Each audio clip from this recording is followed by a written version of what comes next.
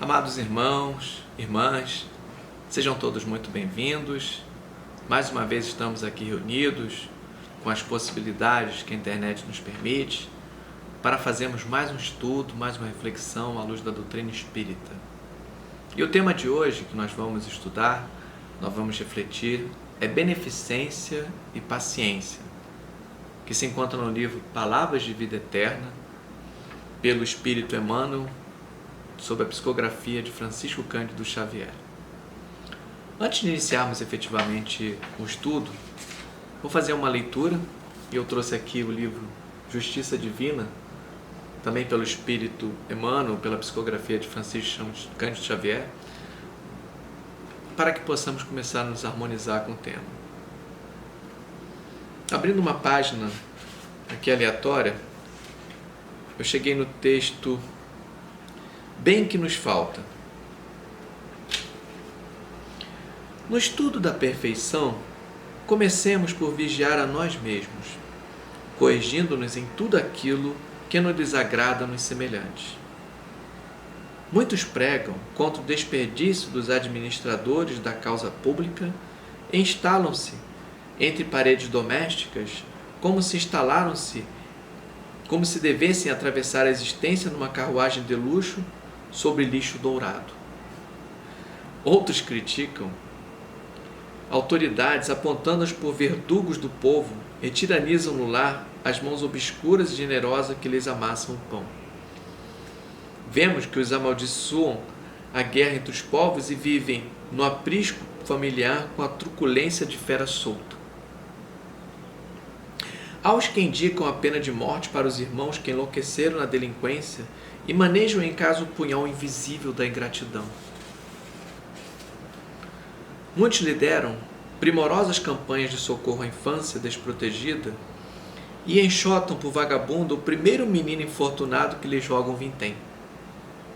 Outros guardam a enciclopédia na cabeça e jamais se lembram de estender o alfabeto ao companheiro atrelado à ignorância. Vemos os que cantam hosanas à virtude e encastelam-se no conforto individual, afirmando que a caridade é fábrica de preguiça. E há os que ensinam sabiamente quanto a bondade e a simpatia a se movimentarem na cena particular, despendindo farpas magnéticas entre os melindres e aversões. Nestes apontamentos humildes, a ninguém censuramos, de vez que, com evidentes exceções, até ontem éramos todos nós igualmente assim. Hoje, porém, com a doutrina espírita no comando da fé, sabemos todos que a lei do progresso confere a cada espírito a possibilidade de adquirir o bem que lhe falta, a fim de que a justiça estabeleça o merecimento de cada um na pauta das próprias obras. Conjuguemos assim conselho e ação, palavras e conduta, na mesma onda do serviço renovador, compreendendo por fim que o bem que nos falta nem sempre é o bem que ainda não desfrutamos, mas sim o bem dos outros que em nosso próprio benefício nos cabe fazer. Olha só que fantástica essa observação de Emmanuel, essas colocações aqui que nos mostram a importância de nós não só termos o evangelho teórico, mas o evangelho praticado. É isso que ele está trazendo nessa imagem aqui, nessa mensagem. Não adianta que sejamos doutores da lei, não adianta que apedrejemos os outros em outras atividades externas, governo, etc., enfim, chefes, se no próprio lar, às vezes, nós somos os verdadeiros algozes que fazem exatamente isso. Então essa que é a nossa mensagem de abertura. Uma vez feita essa leitura, convido a todos para nos reunirmos, para nos colocarmos em prece, para tentarmos nos sintonizar com os nossos irmãos de luz, os mentores que dirigem esse trabalho, com o nosso amado Mestre Jesus, com o nosso Pai, pedindo a permissão para que o estudo seja profícuo, para que ele seja útil, para que ele nos sensibilize e reforce a necessidade de aplicarmos a caridade como a caridade praticada, não somente como a caridade estudada, a caridade lida, mas a caridade em ação. Agradecendo a oportunidade de estudo, pedimos essa permissão e que assim seja. Bom, o texto que hoje nós vamos trabalhar, beneficência e paciência, ele está, como eu já falei, no livro de Palavras de Vida Eterna. E é um texto pequeno. Eu imprimi ele aqui, tá? E ele vale a pena a gente percorrer, fazer uma lida sobre esse texto. Emmanuel divide esse texto em duas partes. A primeira ele coloca aqui assim: beneficência sim, para com todos. E depois ele muda o tom. Ele faz o alerta dele, coloca para ele qual a mensagem efetivamente que ele quer trazer para a gente. Ele começa assim: beneficência sim, para com os outros, para com todos. E o que é isso? 2 pontos.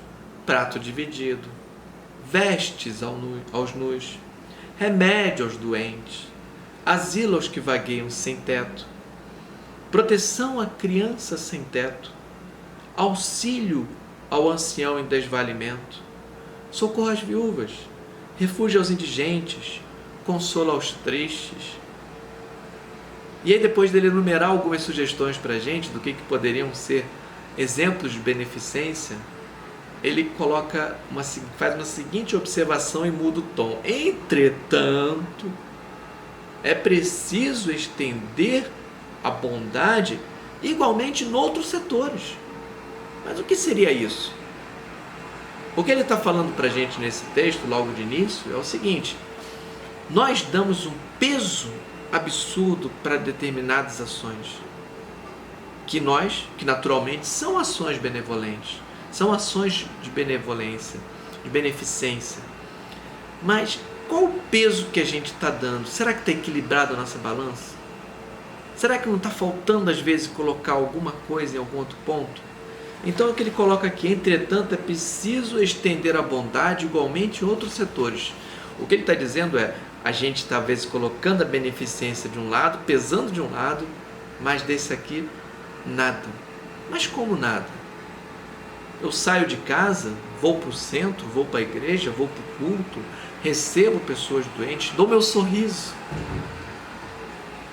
Eu chego em algum local, faço o trabalho social, levamos roupas lá no local de distribuição, separamos, entregamos isso com alegria.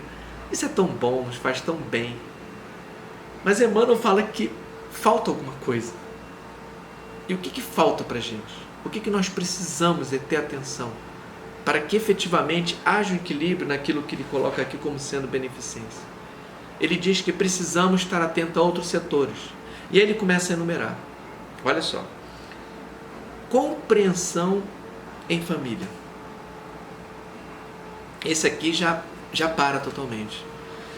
Porque compreensão em família, a gente já começa a pensar o seguinte: eu dei um exemplo de uma atividade no centro que você vai até lá, você recebe o irmão com carinho, você trata o irmão, como ele está colocando aqui, nos itens anteriores: consolo aos tristes, refúgio aos indigentes, socorro, auxílio. Quantas vezes não fazemos isso? Numa igreja, enfim, qualquer outro local onde nós chegamos pedindo um acolhimento e essas pessoas nos recebem dessa forma, sorrindo. Mas será que fazemos o mesmo em casa? E é isso que Emmanuel já começa a colocar para a gente: compreensão em família. Será que em algum momento aquele que divide o teto conosco, seja cônjuge, seja filho, filha, neto, sogro, sogra, enfim, será que essa pessoa, ela talvez, em algum momento, ela não precisa da compreensão? E nós somos, às vezes, tão compreensivos, tão calmos, tão tranquilos lá fora, e às vezes em casa nos falta. E aí a gente começa a pensar: o que falta às vezes para eu ter uma compreensão com um irmão que está dividindo o lar comigo? Aí é o que a gente começa a pensar justamente no tema: a paciência. Às vezes vem um parente em casa, que está ali dividindo o mesmo teto, vem cansado do dia, vem trazer alguma coisa, e às vezes a gente rebate com alguma coisa assim que aquele momento nos parece inoportuno, mas às vezes precisamos ouvir aquele nosso irmão do lado, aquela nossa irmã. Precisamos ter paciência às vezes, porque às vezes não é porque estejamos em casa que o assunto toma menos relevância. Da mesma forma como às vezes alguém fora da nossa casa, num centro, numa casa, enfim, em qualquer outro local, precisa de um apoio, ou não mesmo religioso, num local, um hospital, etc., precisa de apoio, quantas vezes também não precisamos de apoio no nosso lar? Já ouvi uma frase muito interessante: às vezes não adianta tirar o cobertor de um para tapar outro. É preciso sim equilibrar esse cobertor. Se temos que dar a paciência, ter paciência com os irmãos, que tenhamos também com os nossos irmãos no lar. Lembremos da importância que no lar é onde justamente tivemos todo um planejamento prévio para fazer a reencarnação. E que muitas vezes os apertos, as situações que nos exigem paciência dentro do lar foram justamente aquelas em que em outras encarnações nós fomos os provocadores. Nós fomos aqueles que startamos, que demos início a isso. Nós fomos aqueles que efetivamente fizemos com que certas coisas acontecessem e agora estamos vivenciando na mesma moeda para que agora sim nós entendamos o que nós fizemos em outra vida, criando débitos, às vezes com algum irmão, que teve que ter paciência conosco, que nós exigimos essa paciência e agora temos que trabalhar ela também. Emmanuel continua aqui, trabalho sem queixa, cooperação sem atrito, pagamento sem choro, atenção a quem fale, ainda mesmo sem qualquer propósito edificante, respeito aos problemas do outro, serenidade às provocações, tolerância para com as ideias alheias. Todas essas daqui, se nós pararmos para pensar, se encaixam plenamente naquilo que às vezes precisamos exercitar como paciência em família. Trabalho sem queixa. Quantos de nós, às vezes, em outras encarnações, podemos ter destratado algum irmão nosso, alguma irmã? Não demos a devida atenção quando, em algum momento, estivemos na teia das encarnações junto com esse outro nosso próximo. E aí, hoje em dia, depois de termos dado bastante trabalho a esse irmão, hoje nós vemos numa condição de que precisamos entender que trabalho que foi esse que nós demos. E aí vem aquela questão do trabalho sem queixa. Muitas vezes vemos irmãos, famílias nos quais um elemento da família às vezes não colabora com nada, não ajuda. E aí os outros é que efetivamente acabam tendo mais trabalho. Mas será que em outra encarnação eu acabei não fazendo exatamente a mesma coisa? Preciso agora entender melhor isso? E aí recebo na minha casa um irmão, uma irmã, que justamente vai me exigir um trabalho e a paciência para exercer esse trabalho? Cooperação sem atrito. Às vezes eu preciso ajudar quem está do meu lado. Isso em casa, no trabalho. Mas às vezes as minhas ideias são mais importantes. Será que de repente eu não preciso ter um pouco mais de paciência, olhar meu irmão do lado, minha irmã, entender o que ele está conduzindo, o que ele está fazendo, para que eu possa efetivamente agir de uma maneira cooperativa e não crítica, e não muitas vezes sem paciência? Então o que se coloca aqui, cooperação sem atrito. Precisamos muitas vezes ter uma cooperação com o amigo. Pagamento sem choro. O que poderíamos entender como pagamento sem choro que Emmanuel coloca aqui? Lá atrás criamos dívidas, criamos débitos. Muitas vezes nós abusamos, talvez do nosso uso, do nosso livre-arbítrio, abusando nas questões físicas, algumas delas relacionadas às vezes com alguma atitude, com algum vício, algum hábito. E agora nós voltamos nessa encarnação, às vezes com alguma mazela, com alguma fragilidade, às vezes de caráter mental, por conta daquilo que exageramos no passado. E é o que fala aqui. É o pagamento sem choro. Porque se nós hoje em dia trazemos mazelas, trazemos problemas, seja de ordem física, seja de ordem mental, que assolam o nosso organismo, que atuam sobre nós de uma maneira somática, precisamos talvez entender e pagar isso sem choro, ter a força de pagar esse choro e ter a paciência, porque de alguma forma, lá no passado, talvez tenhamos de alguma maneira conduzido de uma forma desequilibrada a nossa vida, e esse desequilíbrio se reflete agora. Uma bebida excessiva hoje se reflete em problemas estomacais, um estômago mais frágil de repente. Estou dando exemplos. Uma inteligência mal utilizada em outra encarnação que agora se reflete numa demência. Precisamos então ter paciência, precisamos pagar esses débitos sem choro. Atenção a quem fala, ele coloca aqui Emmanuel, ainda mesmo sem qualquer propósito edificante. A questão de atenção a quem fala é totalmente importante. Quantos de nós não temos, às vezes, na nossa casa, aquele senhor, aquela senhorinha, que adora contar aquelas histórias da antiga? Porque contando essas histórias, é como se para eles fosse uma renovação, uma oportunidade que eles têm de rever momentos felizes daquilo que eles não têm agora, por conta das limitações físicas, da dependência da idade. E aí senta com alguém do lar e começa a contar. E às vezes não temos a paciência. Lá vem fulana de novo contar de novo aquela história. Vamos sentar com essa pessoa, ouvir. Vai ser repetido 10 vezes? Sim. E se nós estamos ali do lado, é porque algum motivo nos foi confiado isso.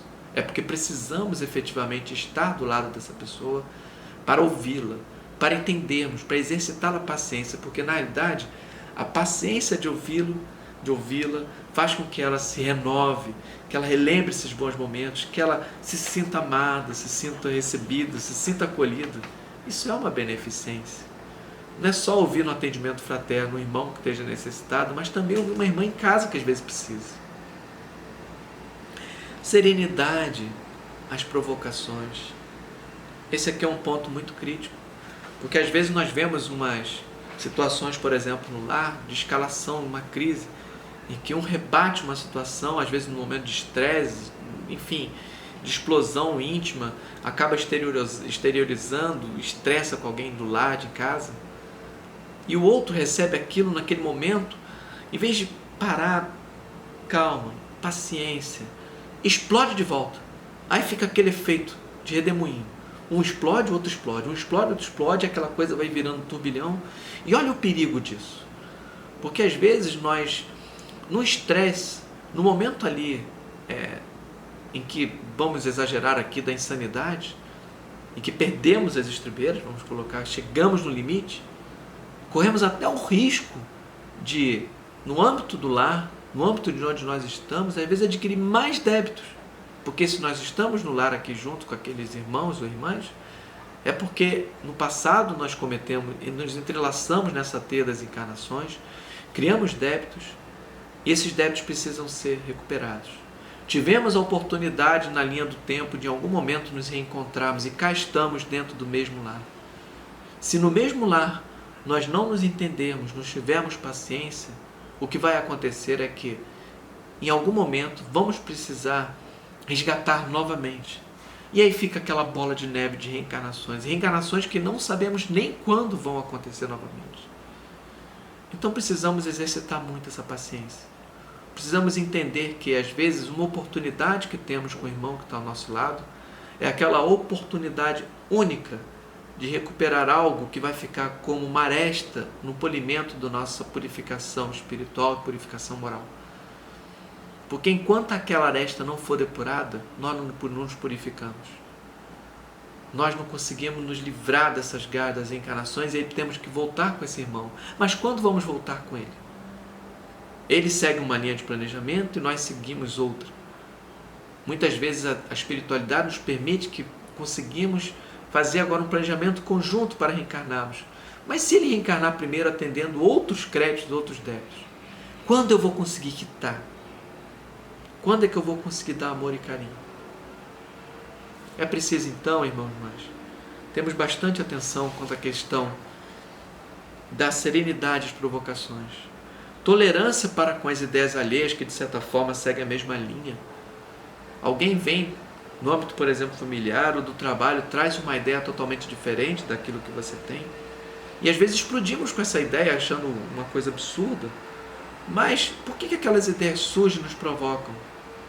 Será que nós lá atrás também não fomos os mesmos que tivemos ideias similares e provocamos os irmãos com essas nossas ideias? Por fim ele coloca assim, gentileza na rua. A gentileza na rua é tão fundamental, tão simples.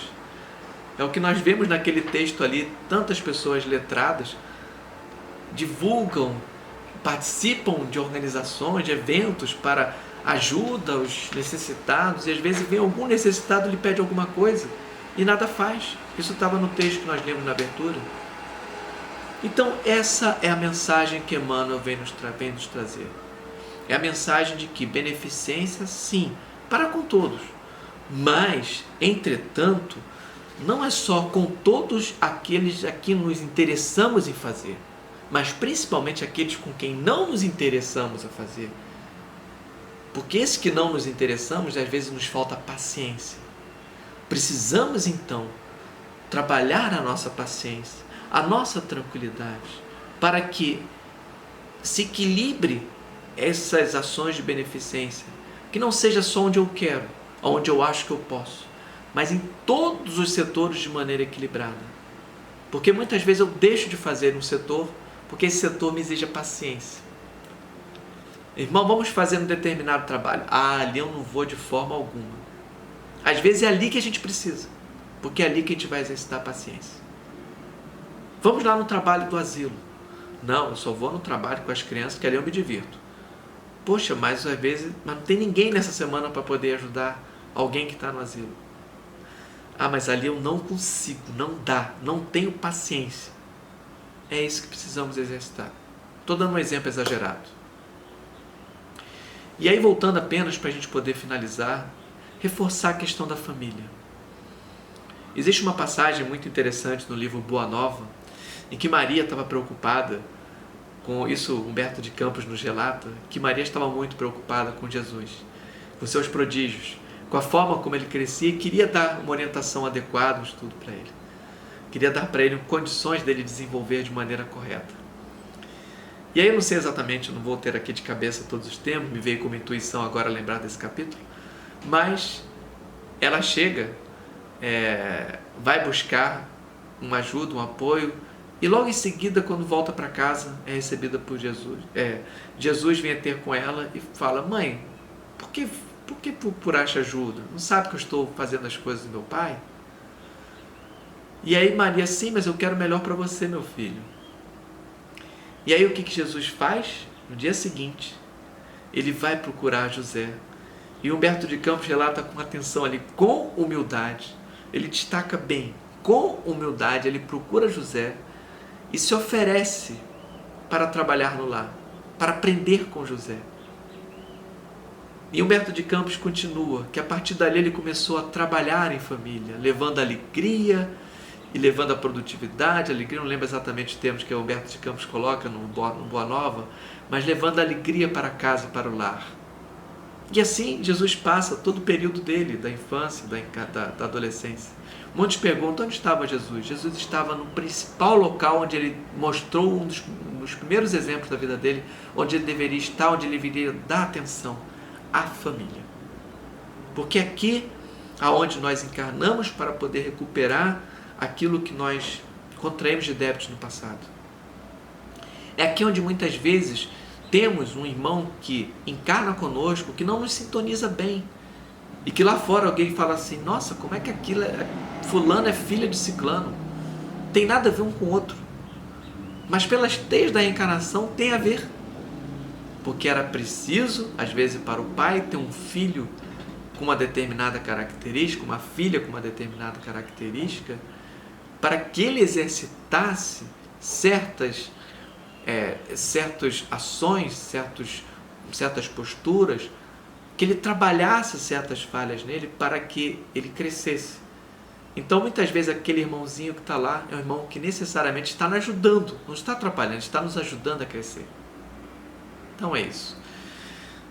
Então, vamos agradecer o estudo de hoje, levando o nosso pensamento ao Pai, ao nosso amado Mestre Jesus, para a oportunidade de estudo que tivemos no dia de hoje. Que possamos utilizar não só a caridade lida, estudada, mas a caridade prática no nosso dia a dia. Que possamos lembrar que na família é onde devemos efetivamente aplicar o amor e a caridade, o Evangelho prático que Jesus nos ensinou. Muito obrigado a todos. Que assim seja.